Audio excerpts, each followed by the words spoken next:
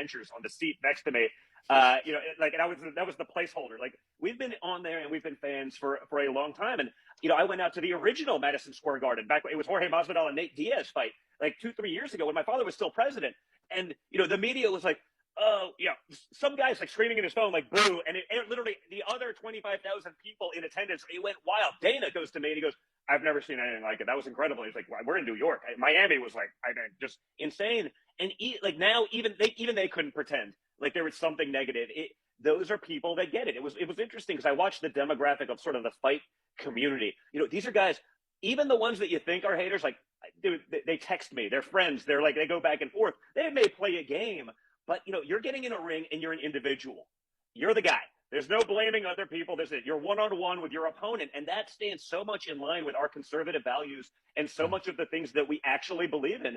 That whole community, and frankly, all of the people that watch it for the most part, are going to be conservatives. They also are smart enough to get it and understand what's actually happening. The Rock, now sitting on the board of both WWE and UFC, the sort of the combined entities, like, he understands that's the fight they face. That's the fan. And this is someone that they were, trying to recruit to possibly run, as a Democrat against Trump, because they also realized Joe Biden, this was happening last year.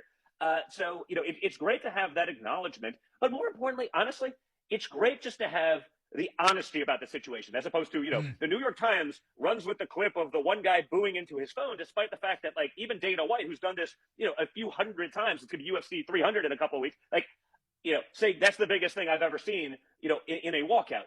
And yet they'll run it as though he was booed because one guy's yelling in his stream, and that's the one that they'll pick up because there's no intellectual honesty anymore in the media. It's why they have basically almost less credibility than Congress. They're not doing journalism, right? They're doing activism, and there's a difference. It's gotten so ridiculous that people understand that one too. So all of these institutions, they're not doing themselves any favors because they're making themselves irrelevant because they've eroded their credibility so badly over the last few years that there's really none left. So there's room for The Rock and the MAGA movement. Oh yeah, listen, we are honestly, unlike the Democrats, we're actually a big wide open tent. If you go against the Democrat policy even a little bit, if you disagree with them on one thing, how often do they eat their own? We are more than willing to have these conversations. We are more than willing to bring in people, every race, gender, ethnicity, whatever it may be, on an equal footing to have these conversations. It's only the Democrats that are the ones that will cancel you. They're the ones that have been playing the cancel culture card forever. They're the ones that if they disagree with one, you can be the greatest leader of one of their movements. If you go out of lockstep with what they're doing, I always use Martina Navratilova as sort of the